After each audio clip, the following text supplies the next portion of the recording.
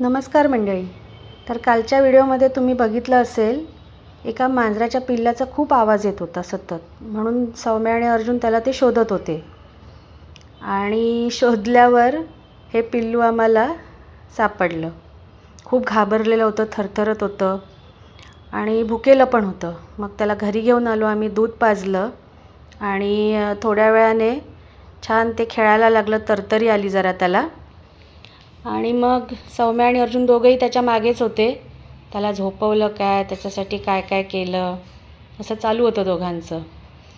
आणि हे बघा, ते झोपलं आहे तरी दोघं तिथेच त्याला बघत बसलेत. आणि ते मेल आहे पिल्लू, बोका आहे.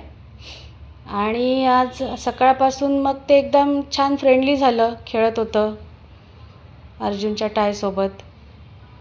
आणि मग शाळेत गेल्यावर दोघं झोपलं होतं. बघा, त्याची व्यवस्था करून गेलेत.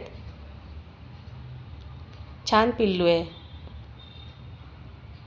आणि मग काय केलं, हल्ली थोडी भीती वाटते, त्याच्यामुळे डॉक्टरकडे नेलं आम्ही त्याला आणि रेबीजचं इंजेक्शन देऊन आणलं.